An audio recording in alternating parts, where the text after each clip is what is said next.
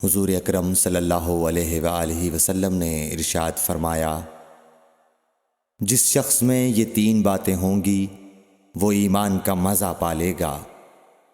ایک یہ کہ وہ شخص جسے اللہ اور اس کا رسول ان کے ماں سوا سے زیادہ عزیز ہوں، اور دوسرے یہ کہ جو کسی بندے سے محض اللہ ہی کے لیے محبت کرے، اور تیسری بات یہ کہ جسے اللہ نے کفر سے نجات دی ہو، پھر دوبارہ کفر اختیار کرنے کو وہ ایسا برا سمجھے جیسا آگ میں گر جانے کو برا جانتا ہے۔ صحیح بخاری حدیث نمبر 21۔ حضرت محمد مصطفیٰ صلی اللہ علیہ وآلہ وسلم نے فرمایا، جب جنتی جنت میں اور دوزخی دوزخ میں داخل ہو جائیں گے، اللہ پاک فرمائے گا، جس کے دل میں رائی کے دانے کے برابر بھی ایمان ہو اس کو بھی دوزخ سے نکال لو۔ تب ایسے لوگ دوزخ سے نکال لیے جائیں گے اور وہ جل کر کوئلے کی طرح سیاہ ہو چکے ہوں گے، پھر زندگی کی نہر میں یا بارش کے پانی میں ڈالے جائیں گے۔ اس وقت وہ دانے کی طرح اگائیں گے جس طرح ندی کے کنارے دانے اگاتے ہیں۔ کیا تم نے نہیں دیکھا کہ دانہ زردی مائل پیچ در پیچ نکلتا ہے؟ صحیح بخاری حدیث نمبر 22۔ حضور اکرم صلی اللہ علیہ وآلہ وسلم نے فرمایا، میں ایک وقت سو رہا تھا، میں نے خواب میں دیکھا کہ لوگ میرے سامنے پیش کیے جا رہے ہیں اور وہ کرتے پہنے ہوئے ہیں، کسی کا کرتا سینے تک ہے اور کسی کا اس سے نیچا ہے۔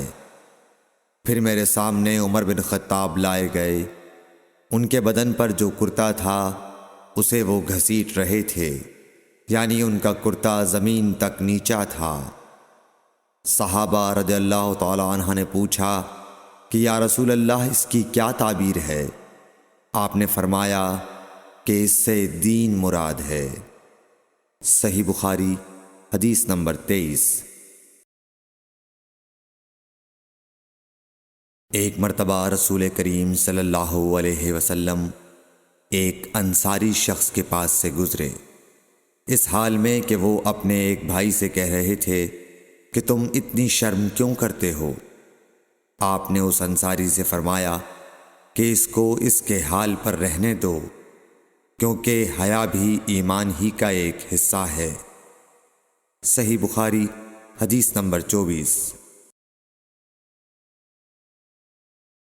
رسول اللہ صلی اللہ علیہ وسلم نے فرمایا، مجھے اللہ کی طرف سے حکم دیا گیا ہے کہ لوگوں سے جنگ کروں اس وقت تک کہ وہ اس بات کا اقرار کر لیں کہ اللہ کے سوا کوئی معبود نہیں ہے، اور یہ کہ محمد صلی اللہ علیہ وسلم اللہ کے سچے رسول ہیں، اور نماز ادا کرنے لگیں اور زکوٰۃ دیں۔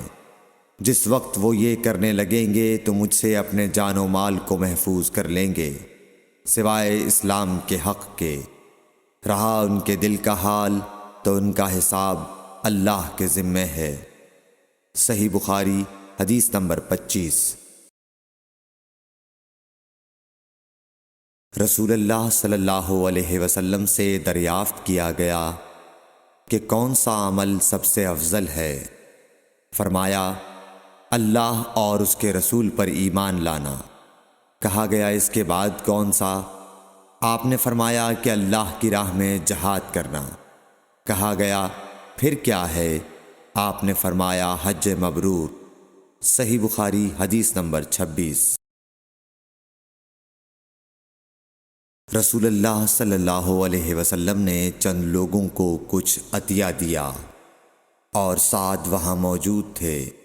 وہ کہتے ہیں کہ رسول اللہ صلی اللہ علیہ وسلم نے ان میں سے ایک شخص کو کچھ نہ دیا، حالانکہ وہ ان میں مجھے سب سے زیادہ پسند تھا۔ میں نے کہا حضور، آپ نے فلاں کو کچھ نہ دیا، میں اسے مومن گمان کرتا ہوں۔ آپ نے فرمایا مومن یا مسلمان؟ میں تھوڑی دیر چپ رہ کر پھر پہلی بات دہرانے لگا، حضور صلی اللہ علیہ وسلم نے بھی دوبارہ وہی جواب دیا۔ پھر آپ نے فرمایا کہ اے سعد، باوجود یہ کہ ایک شخص مجھے زیادہ عزیز ہے، پھر بھی میں اسے نظر انداز کر کے کسی اور دوسرے کو اس خوف کی وجہ سے یہ مال دیتا ہوں کہ وہ اپنی کمزوری کی وجہ سے اسلام سے پھر جائے اور اللہ اسے آگ میں اوندھا ڈال دے۔ صحیح بخاری حدیث نمبر 27۔ ایک آدمی نے رسول اللہ صلی اللہ علیہ وسلم سے پوچھا، کون سا اسلام بہتر ہے؟ آپ صلی اللہ علیہ وسلم نے فرمایا کہ تو کھانا کھلائے اور ہر شخص کو سلام کرے، خواہ اس کو تو جانتا ہو یا نہ جانتا ہو۔ صحیح بخاری حدیث نمبر 28۔